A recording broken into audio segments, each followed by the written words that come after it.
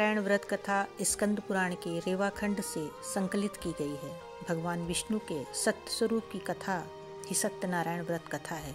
यह कथा अक्सर पूर्णिमा के दिन, बृहस्पतिवार या किसी पर्व विशेष के दिन परिवार में आयोजित की जाती है। हर घर में सत्यनारायण की कथा का आयोजन होता है। आखिर यह सत्यनारायण की कथा का आयोजन क्यों होता है?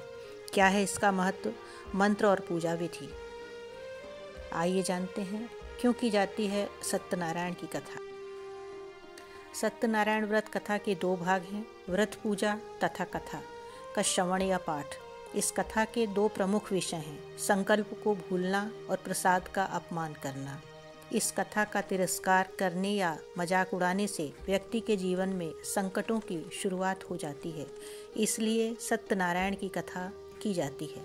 विधिवत रूप से व्रत रखने और कथा सुनने से व्यक्ति के जीवन के सभी तरह के संकट दूर हो जाते हैं। जय श्री हरि। ओम शांताकारं भुजगशयनं पद्मनाभं सुरेशं विश्वधारं गगनसदृशं मेघवर्णं शुभांगं लक्ष्मीकान्तं कमलनयनं योगिभिर्ध्यानगम्यं वंदे विष्णुं भवभयहरं सर्वलोकैकनाथं। बोलो श्री हरि लक्ष्मी नारायण भगवान की जय। कथा प्रारंभ करने से पहले आपसे एक अनुरोध है, व्रत आप इतनी श्रद्धा से कर रहे हैं तो कथा वो सुने जो पूरी हो। आधी अधूरी कथा सुनने से बेहतर तो यही है कि कथा को सुना ही न जाए। आपने यदि अपने चैनल को लाइक एवं सब्सक्राइब नहीं किया है तो अवश्य कर लीजिएगा, ऐसी ही शुद्ध भाव एवं त्रुटि रहित धार्मिक कथाओं के लिए। तो चलिए सुनते हैं कथा। एक समय प्राणियों के हित चाहने वाले समस्त मुनियों ने परम रमणीक नैमिषारण्य क्षेत्र में मन को प्रसन्न करने वाली सभा की। उसी समय अति तेजस्वी व्यास जी के शिष्य सूत जी शिष्य गणों के सहित हरि नाम का स्मरण करते हुए वहां आए। समस्त शास्त्रों को जानने वाले श्री सूत जी को आते देख महातेजस्वी शौनकादि मुनिगण खड़े हो गए। सब धर्मों को जानने वालों में श्रेष्ठ सूत जी तथा परम वैष्णव शौनकादि ऋषि परस्पर शीघ्रता से दंडवत कर नमस्कार करके शौनकादि मुनियों को दिए आसन पर संपूर्ण शिष्यों सहित अधिबुद्धिमान सूत जी बैठ गए। बैठे हुए सूत जी से शौनकादि मुनियों ने नमस्कार कर हाथ जोड़कर कहा कि हे महर्षि, हे सर्वज्ञ सूत जी, इस कलिकाल में मनुष्यों को हरि भक्ति किस उपाय से प्राप्त हो? हे भगवान, वह कहिए, क्योंकि कलिकाल में सब प्राणी पाप करने में तत्पर और वेद विहीन हो जाएंगे। उनका कल्याण किस प्रकार होगा? इस कलयुग में मनुष्य प्राणों को धारण किए थोड़ी आयु वाले, निर्धन और अनेक पीड़ा से युक्त होंगे। प्रायः पुण्य अति परिश्रम से होता है, इससे कलयुग में कोई मनुष्य पुण्य ना करेगा और पुण्य के नष्ट होने से सब पापों में प्रवृत्त हो जाएंगे। तब तुच्छ ज्ञान वाले मनुष्य अपने सब वंश सहित नष्ट हो जाएंगे। हे सूत जी, किस तरह अल्प परिश्रम से थोड़े धन और कुछ ही समय में पुण्य प्राप्त हो, ऐसा कोई उपाय हम लोगों से वर्णन कीजिए, जिसके उपदेश से मनुष्य पुण्य पाप करता है वह उसका भागी होता है। पुण्य का उपदेश करने वाला, दयावान, कपट रहित, निष्पाप और निर्विरोधी, यह चार तरह के मनुष्य नारायण के समान हैं। संसार में ज्ञानी होकर जो दूसरों को ज्ञान नहीं देता, उस पर ज्ञान रूपी परमेश्वर प्रसन्न नहीं होते। जो पुरुष रत्न रूपी ज्ञान से दूसरों को संतोष देते हैं, उन्हें मनुष्य रूप धारण किए नारायण ही जाने। हे महामते, ऐसा कौन व्रत है जिसके करने से मनोवांछित फल प्राप्त हो? वह हम लोगों को सुनने की इच्छा है। हे मुनि श्रेष्ठ, आप वेद वेदांग के ज्ञाता हैं। आप जैसा दूसरा कोई वक्ता नहीं देखता, क्योंकि श्री वेद व्यास जी के आप शिष्य हैं। सूत जी बोले कि हे मुनि श्रेष्ठ, तुम धन्य हो, तुम ही वैष्णवों में अग्रगण्य हो, कारण कि सब प्राणियों का तुम सदैव हित चाहते हो। हे शौनक, सुनो, मैं आपसे उस उत्तम व्रत को कहूँगा जिस व्रत को नारद जी ने लक्ष्मीपति भगवान से पूछा था और जिस प्रकार भगवान ने नारद जी से कहा। बोलो श्री सत्यनारायण स्वामी भगवान की जय हो। अब दूसरे अध्याय की कथा इस प्रकार से है। एक समय नारद जी समस्त प्राणियों के हित की इच्छा से अनेक लोकों में घूमते हुए मृत्यु लोक में आए। यहाँ उन्होंने देखा कि सब प्राणी अनेक पीड़ाओं से युक्त और अनेक योनियों में उत्पन्न होकर पाप कर्म से दुख पा रहे हैं। यह देखकर विचार किया कि इन लोगों का दुख किस प्रकार से दूर हो, ऐसा मन में विचार कर विष्णु लोक में चले गए। वहाँ जिनके शुक्ल वर्ण 4 भुजाएं हैं, जिन्होंने शंख चक्र को धारण किया है और वनमाला से सुशोभित देवेश नारायण हैं, उनको देखकर स्तुति करने लगे। नारद जी बोले कि हे महाराज, आप वचन और मन से ना कहने ना धारण के योग्य अनंत शक्ति युक्त और निर्गुणात्मक हैं। हे महाराज, आप सब प्राणियों के उत्पन्नकर्ता और भक्तों के दुख के नाशक हैं। यह स्तुति सुनकर विष्णु भगवान बोले कि हे नारद, तुम्हारे मन में क्या है, हमसे जो पूछोगे वह हम कहेंगे। नारद जी बोले कि हे नाथ, मृत्युलोक के सब प्राणी अनेक योनियों में उत्पन्न होकर निज पाप कर्म से क्लेशित हो रहे हैं। हे महाराज, जिस छोटे उपाय से उनका क्लेश दूर हो, वह उपाय मैं सुनना चाहता हूँ। भगवान बोले, समस्त जनों पर कृपा कर तुमने बहुत अच्छा प्रश्न पूछा है, जिसके करने से मनुष्य मोह से छूट जाए, मैं ऐसा उपाय कहता हूँ, सुनो।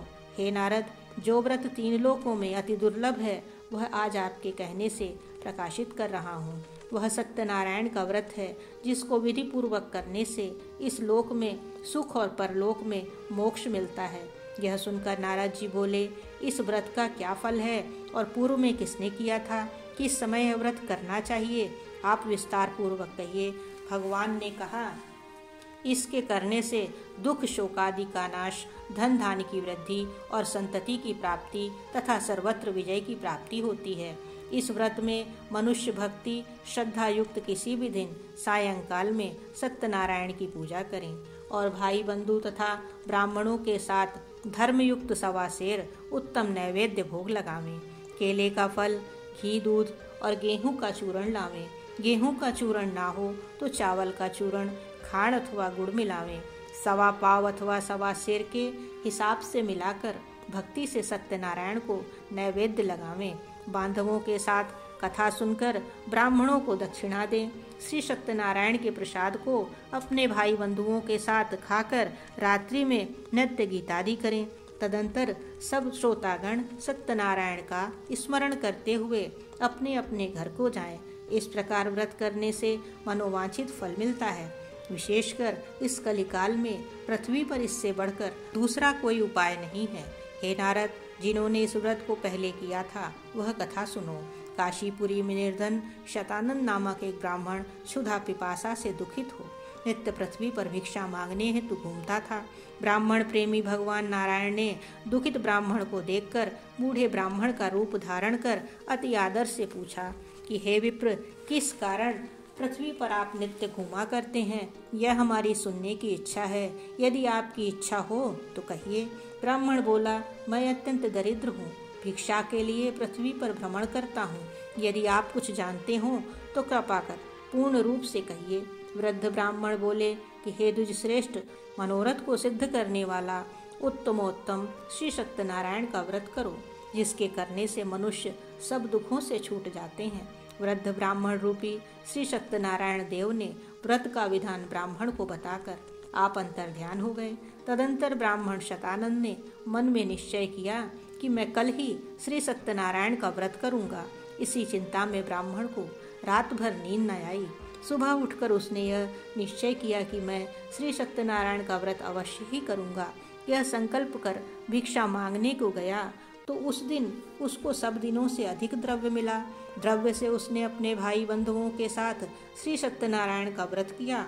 उसके प्रभाव से दुखों से छूटकर सर्व संपत्ति से युक्त हो गया। व्रत के प्रभाव से शतानंद नगर भर में श्रेष्ठ माना जाने लगा और तभी से वह ब्राह्मण हर महीने व्रत करने लगा।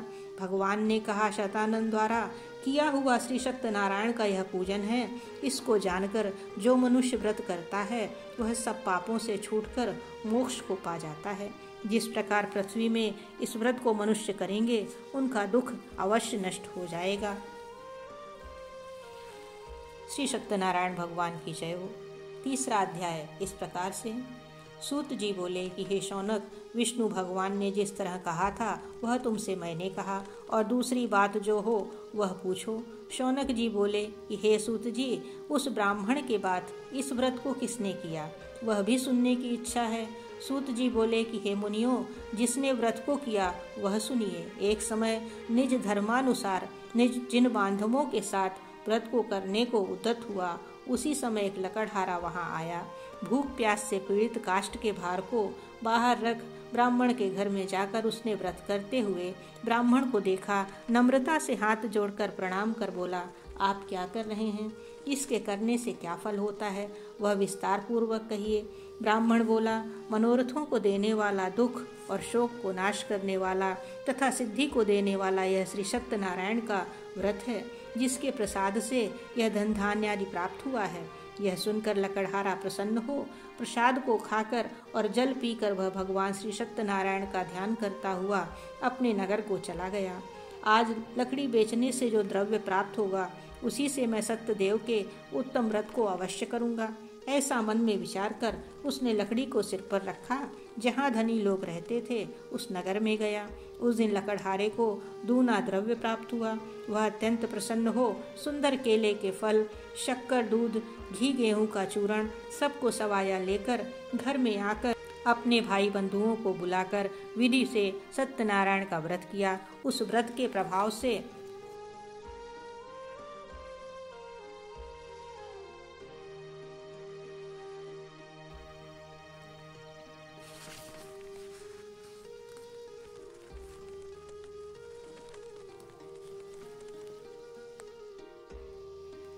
अपने भाई बंधुओं को बुलाकर विधि से सत्यनारायण का व्रत किया। उस व्रत के प्रभाव से लकड़हारा धन पुत्र से युक्त हो गया। इस लोक में सुख पाकर अंत में सत्यलोक को चला गया। हे मुनिगण, मैं और कथा कहता हूँ, उसको सुनिए। श्री सत्यनारायण भगवान की जय हो। चौथा अध्याय इस प्रकार से है। सूत जी ने कहा, राजाओं में श्रेष्ठ उल्कामुख नामक एक जितेंद्रीय राजा था। वह सदैव देव मंदिर जाया करता था। वह ब्राह्मणों को नित्य धन देकर संतुष्ट किया करता था। उसकी कमल के सदृश मुख वाली प्रमुखता पत्नी थी। वह अपनी स्त्री के साथ भद्रशिला नदी के तट पर सत्यदेव का व्रत करता था। उसी समय वहाँ एक बनिया आया। वाणिज्य के लिए बहुत धन से परिपूर्ण नाव को नदी के तीर पर लगाकर आप तट पर उतर गया। वह राजा को व्रत करते हुए देख नम्रता से पूछने लगा। साधु बोला कि हे राजन, आप यह क्या करते हैं? वह हमसे भक्ति पूर्वक कहिए, सुनने की इच्छा है। राजा बोला कि हे साधु, यह अति तेजस्वी विष्णु भगवान का पूजन है, जो अपने बांधवों के साथ पुत्र आदि प्राप्ति की इच्छा से किया जाता है। तब बनिया नमस्कार कर बोला कि हे राजन, इस व्रत को मुझसे कहिए, यह मैं भी करूँगा, कारण कि मेरे संतान नहीं है। इस व्रत से अवश्य होगी। वह व्रत की विधि जानकर अपने नगर में आकर उसने अपनी स्त्री से यह संतान प्रद व्रत कहा, मेरे घर संतान होगी तब मैं अवश्य सत्यनारायण का व्रत करूँगा। थोड़े ही समय में उसकी स्त्री लीलावती आनंद चित्त से गर्भवती हो गई। उसने 10वें मास में अति निर्मल एक कन्या को उत्पन्न किया। जैसे शुक्ल पक्ष में चंद्रमा की ज्योति बढ़ती है, उसी तरह प्रतिदिन कन्या वृद्धि को प्राप्त हुई। अपनी स्त्री के साथ बनिया ने कन्या का जात कर्म कर कलावती नाम रखा। एक दिन लीलावती अपने स्वामी से मधुर वचन बोली कि पहले का संकल्पित व्रत आप क्यों नहीं करते? साधु बोला कि हे प्रिय, इसके विवाह के समय मैं इस व्रत को अवश्य ही करूँगा। इस प्रकार स्त्री को समझाकर वह बाहर चला गया। इधर कलावती पिता के घर नित्य बढ़ने लगी। एक दिन धर्मज्ञ साधु बनिया ने सखियों के साथ खेलती हुई लड़की को विवाह के योग्य देखकर दूतों को बुलाकर कहा कि विवाह के निमित्त कन्या के लिए योग्य वर खोज कर ले आओ। साधु की आज्ञा पाकर दूत कंचन नगर में गए। उस नगर में एक वाणिक पुत्र को लेकर साधु के पास आए। उसने सुंदर गुणयुक्त लड़के को देखा। जाति भाइयों के साथ प्रसन्न चित्त हो विधान पूर्वक अपनी कन्या का उस वाणिक पुत्र के साथ विवाह कर दिया। अभाग्यवश विवाह के समय भी वह उस व्रत को साधु भूल गया। तब सत्यनारायण देव क्रोधित हो गए। कुछ दिन बाद निज कर्म में अति चतुर साहूकार व्यापार की इच्छा से अपने दामाद को लेकर समुद्र के निकट रत्नासार नामक नगर में जाकर व्यापार करने लगा। इसी समय सत्यनारायण स्वामी ने राजा को प्रतिज्ञा से भ्रष्ट देखकर उसको श्राप दिया कि तेरे ऊपर बड़ा भारी दुख पड़ेगा। उसी दिन चोरों ने राजा के धन को चुरा अपने पीछे देखते हुए साधु की दिशा को चले। राजा के दूतों को आता देख डर कर धन को यहाँ ही रखकर आप छिप गए। राजा के दूतों ने साधु के निकट आकर राजा के धन को देखा तो साधु को बांधकर आनंद चित्त हो राजा के निकट ले जाकर बोले कि हे राजन, 2 चोर लाए हैं, उनको देखकर आज्ञा दीजिए। राजा ने साधु को देखकर अविचार से आज्ञा दे दी। फिर तो दूतों ने उन्हें खूब बांधकर बंदी खाने में बंद कर दिया। श्री सत्यनारायण स्वामी भगवान की जय हो। 5वां अध्याय इस प्रकार से है। सूत जी बोले, सत्यदेव जी की माया से चंद्रकेतु राजा ने उन दोनों बनियों के वचन को कुछ भी ना सुना और उनका सब धन ले लिया। श्री सत्यनारायण के शाप से साधु और दामाद के घर पर स्त्रियां भी बड़ी दुखित हो गईं। चोरों ने घर का धन भी चुरा लिया। आदि व्याधि से पीड़ित हो भूखी प्यासी लीलावती अन्न की चिंता में घर घर घूमने लगी और कलावती कन्या भी नित्य ही घूमने लगी। एक दिन रात को भूख से दुखी कलावती एक ब्राह्मण के घर पर गई। वहाँ सत्यनारायण के व्रत को देख, कथा को सुन, निज मनोरथ को मांगी और प्रसाद को खाकर कुछ रात गए अपने घर आई। तब लीलावती अपनी कन्या को धिक्कारने लगी कि हे पुत्री, इतनी रात तक तुम कहाँ रही? तुम्हारे मन में क्या है? तब कन्या माता से सत्य वचन बोली कि हे माता, मनोरथों को परिपूर्ण करने वाले श्री सत्यनारायण के व्रत को ब्राह्मण के घर में देखी हूँ।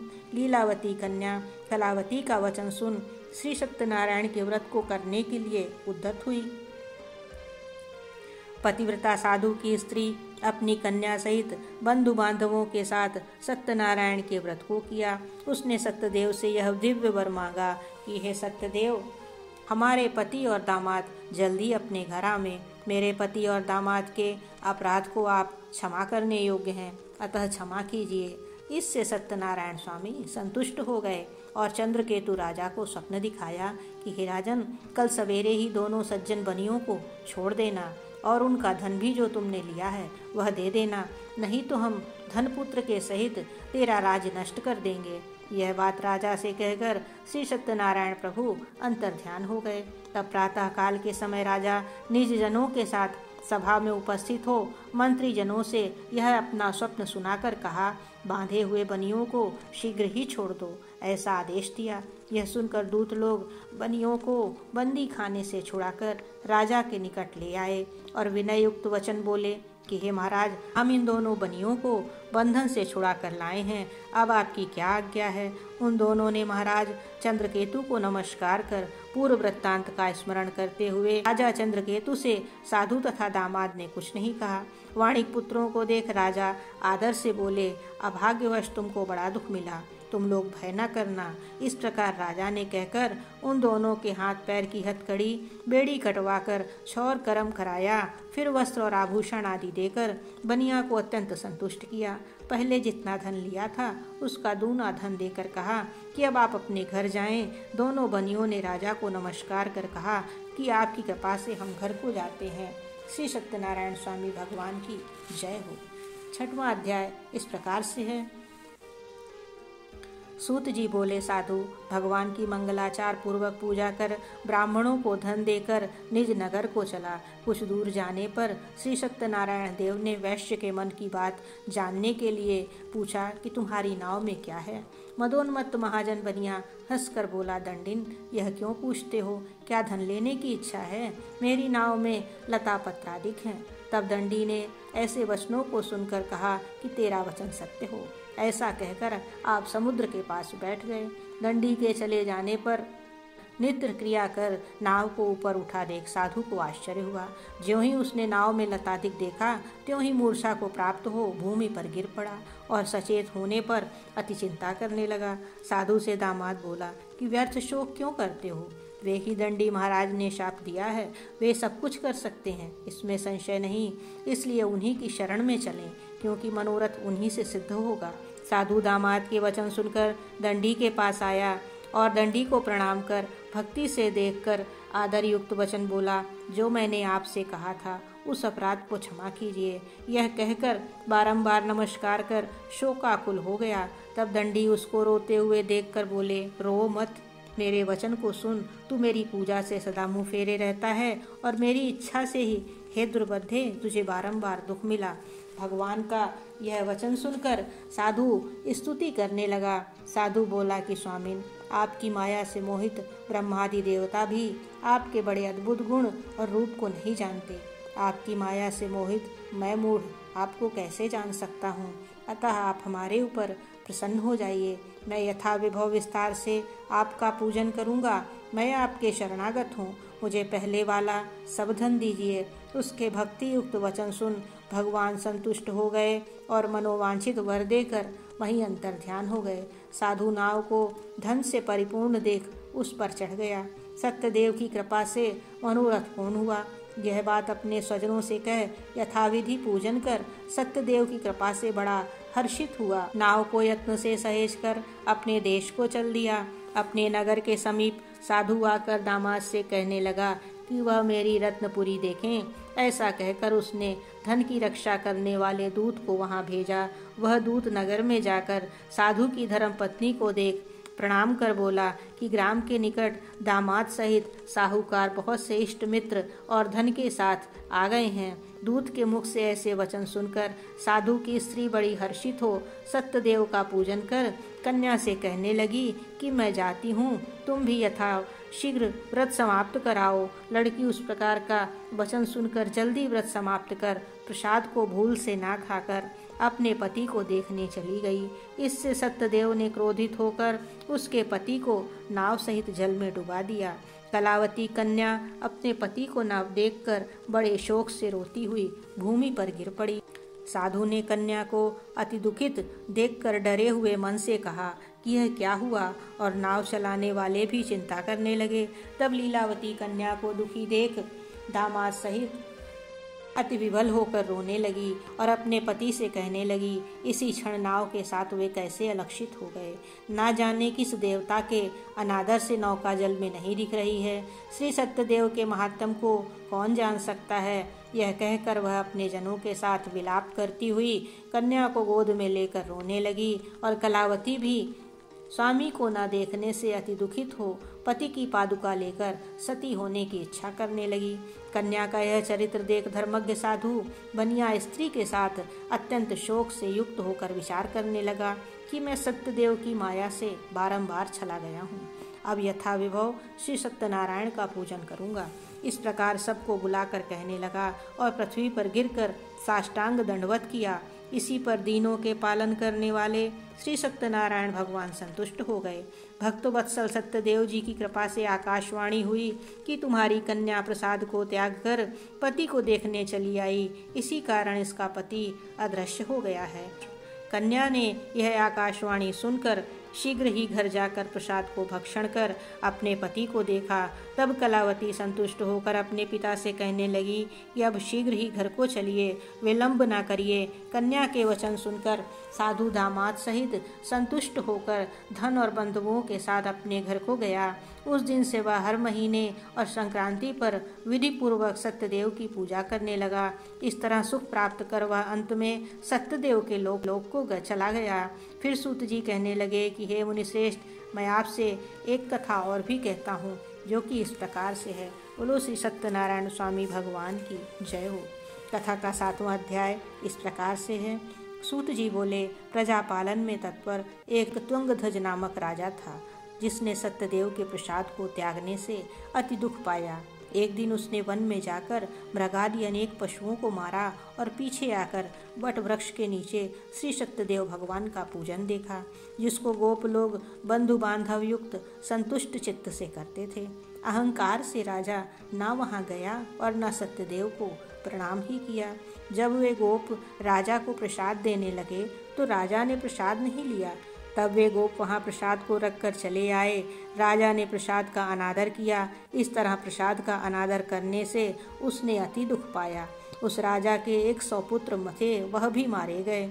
उस राजा के 100 पुत्र थे, वो मर गए और धन धान्य भी नष्ट हो गए। तब राजा ने अपने मन में विचार किया कि सत्यदेव ने ही धन नष्ट कर दिया है, इसलिए मैं वहाँ जाऊँ जहाँ पूजन होता था। यह विचार कर वहाँ जाकर अहीरों के साथ भक्ति श्रद्धा युक्त होकर विधि से उसने सत्यदेव का पूजन किया। तब सत्यदेव के प्रसाद से धन धान्यादि पुत्रादि युक्त हुआ और इस लोक में सुख पाकर अंत में सत्यलोक को चला गया। जो प्राणी अति दुर्लभ इस सत्यदेव के व्रत को करता है और भक्ति युक्त होकर पवित्र फल देने वाली कथा को सुनता है, उसको सत्यदेव के प्रसाद से धन धान्यादिक प्राप्त होते हैं। दरिद्र धन पावे, कैदी छूट जावे, भर्यार्त भय से छूटे, इसमें कोई संशय नहीं है। इस पुनीत व्रत को करने से प्राणी सदा सुख पाकर अंत में सत्यदेव के लोक में जाता है। सूत जी कहते हैं, विप्रो, मैंने सत्यनारायण के व्रत को आप लोगों से कहा, जिसके करने से मनुष्य सब दुखों से छूट जाता है। विशेषकर सत्यदेव की पूजा कलिकाल में फल देने वाली है। उन्हीं को कोई काल, कोई सत्य, कोई परमेश्वर, कोई सत्यनारायण और कोई सत्यदेव कहते हैं। सत्यरूपी विष्णु सनातन कलयुग में अनेक रूप धारण कर सबको वांछित फल देने वाले होंगे। हे मुनि श्रेष्ठ, जो प्राणी इसको पढ़ता या सुनता है, उसके संपूर्ण पाप सत्यदेव के प्रसाद से ही नष्ट हो जाते हैं। इसमें कुछ भी संशय नहीं है। 7वां अध्याय संपूर्ण हुआ। इसी के साथ सत्यनारायण स्वामी भगवान की कथा पूर्ण हुई। इसी के साथ हम आपसे आज विदा लेते हैं और आगे भी इस तरह की पौराणिक एवं धार्मिक कथाओं को सुनने के लिए चैनल को लाइक एवं सब्सक्राइब अवश्य करें।